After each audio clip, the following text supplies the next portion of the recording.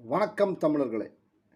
இன்றைக்கி நம்ம எதை பற்றி பேச போகிறோம்னா, திமுக சொல்லக்கூடிய சொல்லி கொண்டாடி கொண்டிருக்கக்கூடிய திராவிட பொங்கல். இந்த திராவிட பொங்கல் என்னன்றது நான் ஒரு காணொலியை போடுறேன்.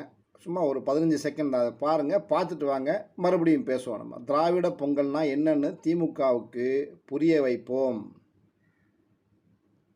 கிராமம் கிராமமாக வீடு வீடாக சென்று நம்முடைய அடுத்த தலைமுறை பாதுகாப்பாக இருக்க வேண்டும், அடுத்த தலைமுறை அழியாமல் பாதுகாக்க வேண்டும் என்று சொன்னால் இன்றைக்கு இருக்கின்ற தமிழ் விரோத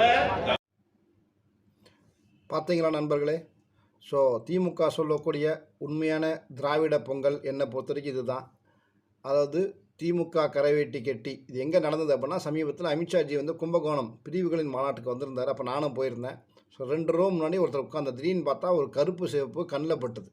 சரி, ஒரு வீடியோ எடுப்போமே, ஒரு சின்ன சந்தோஷம் தானே, ஆனந்தம் தானே. என்ன அந்த கண்கொள்ளா காட்சி என் கண்ணில் பட்டவுடன் நான் ஒரு வீடியோ எடுத்து வச்சேன். அது கருப்பு சிவப்பு வேட்டி கட்டி கொண்டு, கரை வேட்டி கட்டுக்கொண்டு, கழுத்தில் காவி துண்டு. அப்போ பேசுகிறது யார்? ஹெச் ராஜா. அதை ரொம்ப உன்னிப்பாக கேட்டுக்கிட்டு இருக்கிறாரு.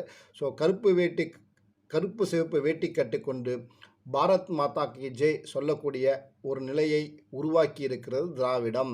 இது உண்மைங்க. ஏன்னா அந்த நிகழ்ச்சி முடிஞ்சதுக்கப்புறம் மறுநாளோ அன்றைக்கி நைட்டோ டிவி பார்க்குறேன். பார்த்தா அதில் ஒரு செய்தி தொலைக்காட்சியில் ஒருத்தர் பேட்டி கொடுக்குறார். அவர் என்ன சொல்கிறாருன்னா, திமுக செய்யக்கூடிய ஒருதலை பட்சமான, அதாவது திருப்பங்குன்ற விஷயத்தை மேற்கோள் காட்டி அவர் பேசுகிறாரு. ஸோ என்னை உண்மையால் மனதளவில் ரொம்ப பாதிச்சிடுச்சு அப்படின்ற மாதிரி பேசிட்டு ஒரு பேட்டி கொடுக்குறாரு. ஸோ நான் நினச்சேன், ஒருவேளை அவர் தான் இவராக இருக்குமோ அப்படின்ற அளவுக்கு எனக்கு தோணுச்சோ.